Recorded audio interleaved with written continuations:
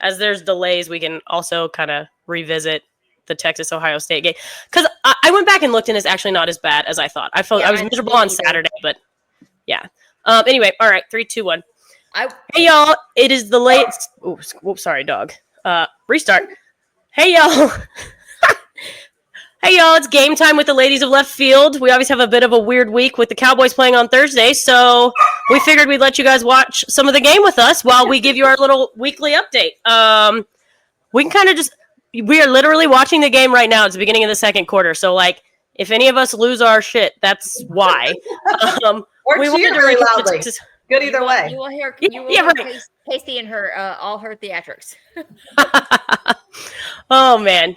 So, yeah, Texas game was kind of a bummer, so hopefully this one goes a little better for us. But I know we were talking right before we started. Like, the Texas game wasn't as bad as – looking back, it wasn't as bad as it felt. Like, especially when you looked at like – I can see Kasey. I love this. I know. When you look at, like, the 2 scoring drives, one was started on an interception and one they got 25 yards in penalties. So you clean up the penalties and – also, I don't know what's going on with ours. You score in the effing red zone. Oh, God. Oh. Again, I think I was probably on the floor at the bar. The game would have been completely different if we would have scored on the couple-inch line like we should have. And then, again, I mean, that game would have been tied. Momentum would have been completely different. I mean, I think we would have had different mojo. It would have been a completely different game. I think Ohio State will probably end up being one of the best defenses in the country. So also, like, let's take a minute and be like, Arch's first game, legit as a starting quarterback. Ohio State is the defending national champions. They have an awesome defense. They are like, it's not like we're played some little, cupcake team. Right. I think they will probably be really good all year, and they might go down as one of the best defenses in the country besides ours, who also freaking played their asses off. So yes. That's one thing I was going to say. I went back and just was kind of comparing because obviously Texas played Ohio State last year too. Ohio State averaged about 429 yards per game last season. So Texas holding them to 203 feels big. Also averaged about 35 points per game last season. So again, holding them to 14 on 2 like weirdish drives. Yeah. There is obviously what I was kind of saying.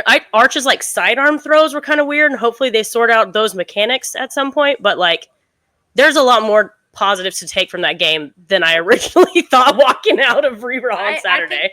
I think there's a lot more that could be said about like that. They're going to open up the play calling. Mm-hmm. I think they were super conservative for him. Mm-hmm. It's about Ohio State defense. Yeah, all of it. But also the same kind of things that y'all have said about the whole game in general. That in the second half. Actually, the whole game, I felt like, oh my God, we're getting our butt kicked, and yet we weren't. It was like it was a 7-point game. Yeah, the entire game. It was always 7 points. It was never. It was either nothing, or it was a 7-point, differential. And yet, I felt like, oh my God, we're being so dominated, and we weren't. And then in the second half, when they were starting to show like the actual yardage, I was like, what? Yeah. How do we get more yards? Yes.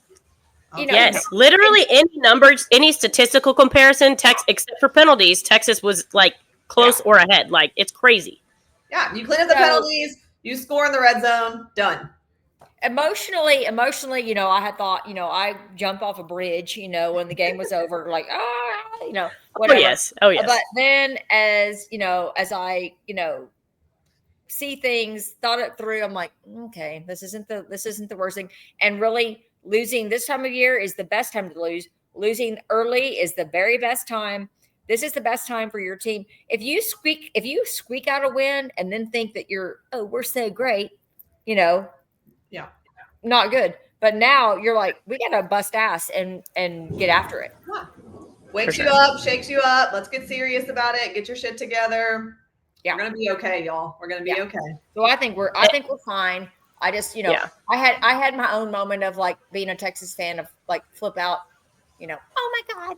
I will for sure. I mean, I think our move of watching the game at the beach in Port A was lovely because we were like, let's get the hell out of here. Like, let's go to the beach. Yeah. That's awesome. Which helped a lot. I was gonna say, so Texas dropped to number 7, but it's fine. They're playing San Jose State. What time are you guys getting out there for the tailgate this week? Do you know?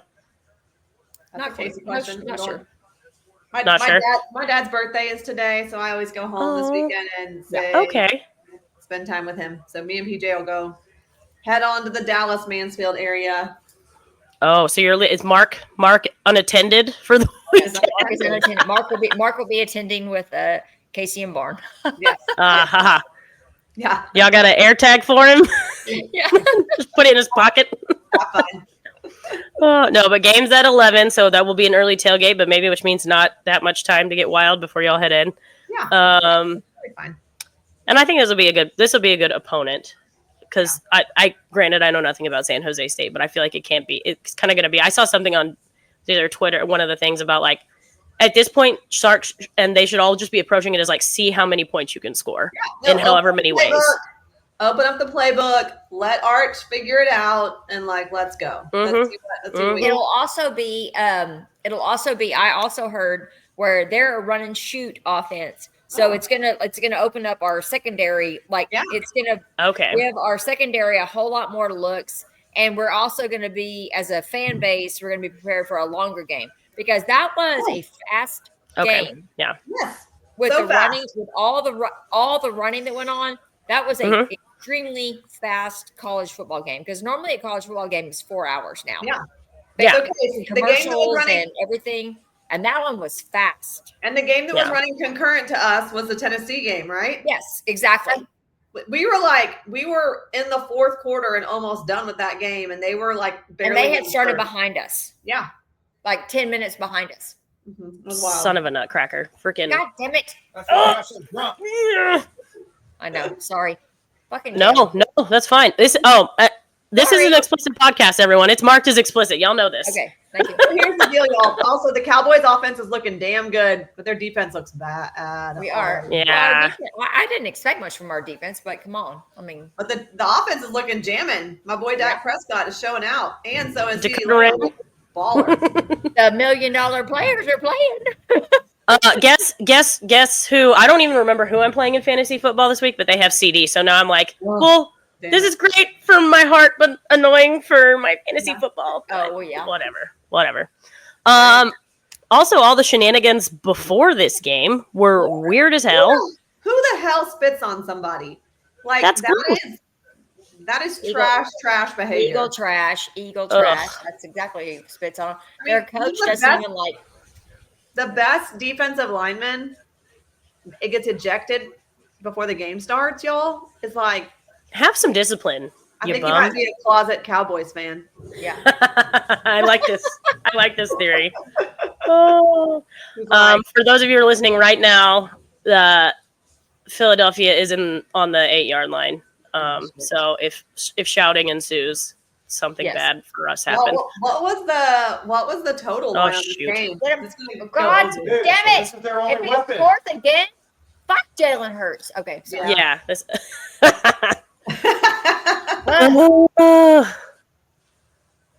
Damn it. And I almost picked. He got picked right in front of me. I was like, almost picked up Jalen Hurts, and I was like, I don't know if I can do it. And somebody else got him, and I was like, well, never mind. This is fine. My team is shit anyways. My team, granted, I did somehow my app was freezing, so I didn't actually get to draft my first 2 picks were auto drafts. That's what happened to Kate. Was shit. Yeah, so that was not ideal, but I did I picked Brock Purdy on my own because I think he was the best available at the time, and I also I was a Brock Purdy fan in college anyway. He is kind of Purdy. That's good. And I got Worthy and Derrick Henry. Oh. And I got Cameron Dicker. Yeah. Nice. So the one good thing is my auto draft was Derrick Henry. So some people are roasting me because he's old, but I will ride with Derrick Henry until he shows me otherwise. Yeah. Yeah. He'll always get a bunch of friends. Yeah. While we're in a little commercial break, anybody got hot girl headlines? Sure. Who wants to go first? I will because we're talking about NFL football. Yeah. Obviously, the hot girl headline in our world is Micah Parsons being traded to the Green Bay Packers. Boo, whatever. I've got all kinds of opinions on all this. you know, I hate that we're losing Micah. Yep. But I also hate that we're getting into this freaking contract negotiation, you know, hold out, all this crap that's going on. I mean, this is his 4th year. He still should have been with the Cowboys. I mean, like his actual rookie contract was still in play.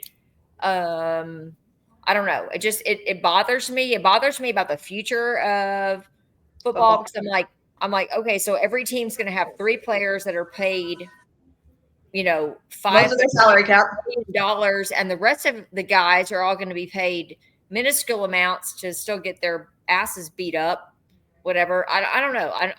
I'm very confused about it all. And it also makes me think that the NIL stuff in college is going to perpetuate this to a new level to where eventually the owners are going to be like, you know, y'all need to shut it down because we're not doing this.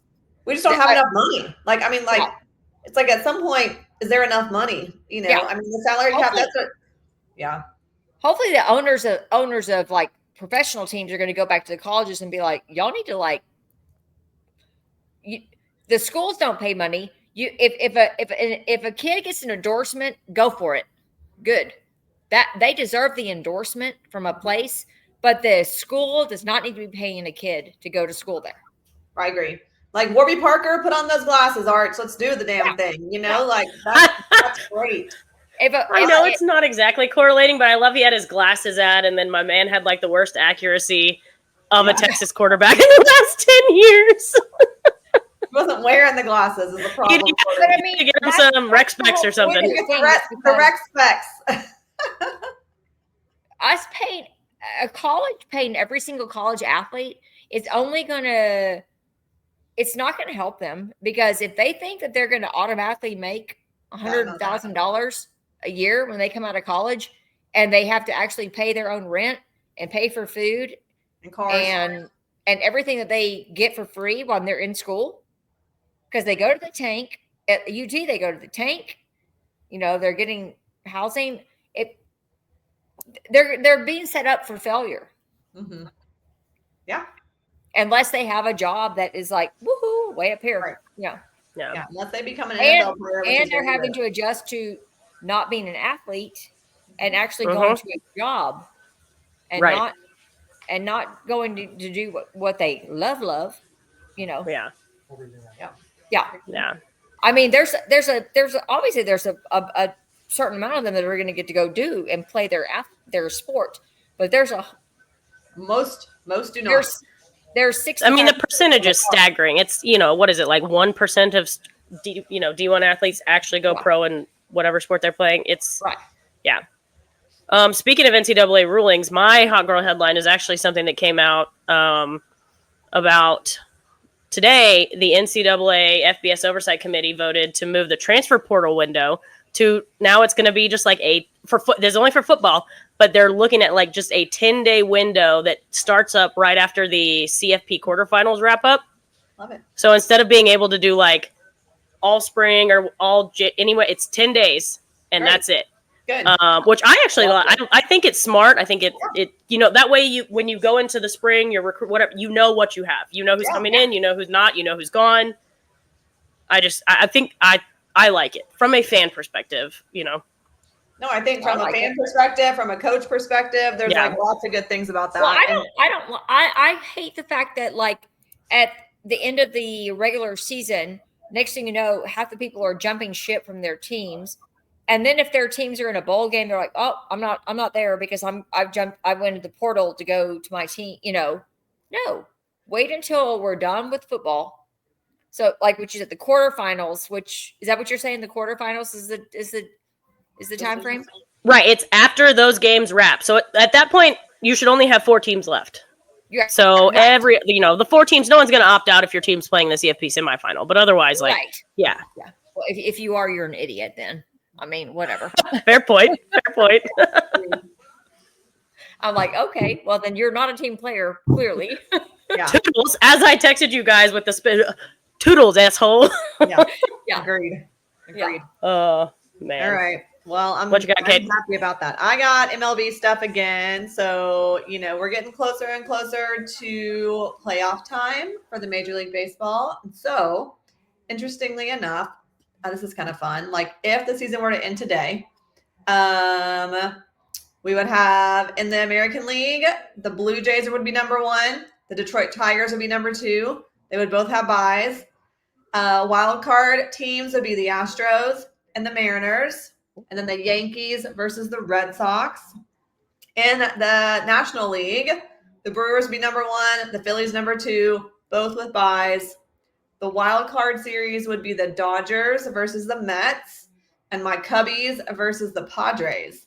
So far, these are the teams that have been like at the top pretty much throughout the entire season. So it's going to be fun to kind of compare this, in about a month from now when the actual playoff season starts. So anyways, that was fun. A couple other cool things that have happened. The Rangers, and we're in Texas, and Jordan cares. So, yes, I was going to say, let's talk about them. So the Rangers are surging. They were only like a game and a half back. Game and a half back. Yeah. So they're surging in the American League. My Cubbies are closing in on the Brewers, which I love. It's just setting that stage for that really tight wild card race, which will be fun to watch. Again, the Cubs are like building some October momentum, which we're excited about. And then, that's really what we got. So it'll be fun to watch. It's now getting super close to playoff season. So here we go. All right. The Cowboys are back on. Yeah, Cowboys are back. Oh, what are their weird ice cream sundae? Ugh. Anyway, I'm just a hater. When they did the Flag Eagles fly thing, I was like, I think I'm going to throw up. Yeah, that was horrible. The whole thing. But Mark was also like, that's it? That's all y'all got? That's not much of a pregame after winning the, Super Bowl. Yeah. But it is weird how it's been a chippy game too. This is y'all. This reminds me like old school Cowboys, Eagles. Yeah, they're lame. Like that guy that did their announcement. I was like, that's their guy. I don't even know who that guy. I've seen him in some like direct TV concert commercials, and I'm still like, who is that guy? I asked Mark, I was like, who is that? I was totally expecting some Jason Kelsey shit because I don't know. He's funny. He's funny. Hi, Barn. How are we feeling about the Cowboys? The Bowie Vista Ridge game. Oh well, we're not into local high school football just yet. Not just yet. You're getting there. Yeah. I forgot what I was going to say. Oh, go, Dak! Oh my God! Oh, get out of there! Get out! Get Dak! Go, Dak! Sorry. She says no. That's. Well, I love it. Positive yardage. I told Kasey this already, but I was so pissed because Mark was telling me all during the draft, he was like, grab Dak. His offense is going to be amazing. He's going to they're going to score 1 million points. And so right before my turn, Jordan, it was like, I was about to be next. No. There's no reason why Jackie should have picked a damn quarterback. She hates Dak Prescott also. And auto draft. Freaking auto draft picks up Dak for her, which she would never have done. And I was like, then I have to pick up. Oh, no. That would make me so mad. I was so mad. I actually might text Jackie on the side and be like, you want to trade? You want to trade? I probably should have done it before this game, though, because now she's going to be like, hell no. Hey, there's an entire other half. You never know. I mean, you're a Cowboys fan. This could all get weird. Yeah. I hope not. Without that starting defensive player, man, I think we're golden on offense. I feel better. Yeah. Yeah. The running game with Georgia guy. What'd you say? Sorry. I know. I was just asking if the guy that got ejected was he a Georgia player? Was that hold on. Where he's from. Well, I was only worried about the running game, and now they don't have their best defensive lineman. I'm like, let's go. Yeah, this Williams guy is turning it up. Yeah. Hitting that hole where that defensive lineman should have been. Because I have Jaden Blue, and they made him inactive today, and I was like, no. I know, and I don't know what's going on, so I'm like, well, okay, I'm just gonna hopefully that's just a random, roster situation thing or whatever. Yeah, one off, not like a. Well, no name. I don't know anybody on my team. My no name kicker apparently is questionable too, and I'm like, what the hell? What did you do? Yeah, what'd you do? Who is your kicker? Oh, I do not know anybody on my team, Jordan. Nobody. Stop. Dak, I will say this: Dak and CD seem very much in rhythm. Oh yeah, agree. Oh, yeah. Agree. They are. That's not a catch. And Pickens just needs to follow the lead. They just gave us a catch that was not a catch. I'm going to be the first one to admit that. I think I'm a little behind. I haven't seen. Oh no! Oh, I was like, I think I'm like 3 seconds, maybe 4 seconds delayed. But yeah, that's not a catch. Oh, that was not a catch. But Philadelphia did not question it. So okay, we'll move along. I'm not. Yeah. Good. Snap the ball quickly. Let's go, guys. Yeah, all good now. Oh, but don't Oh gosh, thank goodness. Whew. And almost an interception. Oh, God. Sorry, Jordan. I'm ahead of you. No, you're fine. You're fine. Good Lord. Yeehaw. Wow. Okay. You were not kidding. That's, oh dear. Dak needs to stay healthy. That's the number one thing. That's all we need. Yeah, we need many things, but I need Dak to stay healthy. Well, so Jordan, you watched the game with the Texas Exes in Charlotte, or no? I did, and it was actually awesome. Like so the way this bar is set up, there's 2 floors, and for big games they try and give us the top floor so we can just kind of take it over, and it was full, like totally packed. I was so excited. I love that. Yeah. And I thought it was good. We had a few people that like just happened to be in town for the weekend, but they looked on Facebook and saw we were going to be there. So a few people that don't live here, but a lot of new people that do live here that hopefully will come back. The owner was really sweet, I guess the manager Jason. He made us kolaches and he called them Texas. He's from Texas, so he was wearing an Astro shirt too. But something called Texas Twisters, which is like. He made them how I traditionally know them. It's jalapenos stuffed with like cream cheese and bacon and cheese and then wrapped in more bacon and grilled. Whoa. They were great. Yeah, they were great. He was like, we just wanted you guys to have some food from home. I was like, works for me. I'll always take a kolache. Awesome. Yeah. Good. That's awesome. Good. Okay. 17-14 now. I'll take it. I'm telling you guys, it's going to be a matter of like who's going to outscore the other one. And if anybody can get a defensive stop. Yeah, so we got a defensive stop and they're going down because they're going to get the ball the first of the second half. So it's like yeah. I remember way back in the day that used to not be a big thing, and now all of a sudden it is so much more critical of who gets the ball in the second half to start the second half. The second half. Yeah, especially if you waste when you don't do things in the first half. It's like, Well, especially when the teams are so evenly matched. It's just so critical. Like every little thing is just so critical. Yeah. Sorry. Long story. My brain went, you talked about kickoff and coin flip. It made me think of the Charlie Strong jacked up coin flip at UCLA, which made me think of a tweet about Bill Belichick about how coaches just should try not to coach after Mac Brown. Just don't try and come in. So for anyone that was listening that didn't see, North Carolina, who Bill Belichick is now the coach of North Carolina, got curb stomped by TCU, which I don't love that it was TCU, but whatever. Like that was whoop. I mean, I know, and I love Mac Brown, so I liked North Carolina when he was coaching there. I have zero allegiance to them now that Mac is gone. And I kind of was just like, no, I don't think Bill Belichick is like all that better than Mac Brown, so screw him. And so I was we hung out with Hannah this weekend in Forest, and Hannah went to TCU. So I was like, okay. Yeah. Okay. I'm going to and then, But when North Carolina first scored, I mean, that place was nutso. I mean, and then they're showing the people, Roy Williams and Michael Jordan. I mean, everyone was there for North Carolina. Everyone. Moss was there. Yeah, I mean, it was like Moss and who am I thinking of? Lawrence Taylor was there. Yes, like, people. I didn't see it, but I heard them saying it, and I was just like, oh my god! And then it was like, and then I started, because we had been at the coast all weekend. I was dozing off, so we had the game on, and it was like, okay, I could hear it in the background. And so I was like, oh, North Carolina, they intercepted the ball, and I kind of, my eyes wide open, and then TCU intercepted it right back. And then it was like, and then after that, it was like, I kept hearing like, oh, TCU.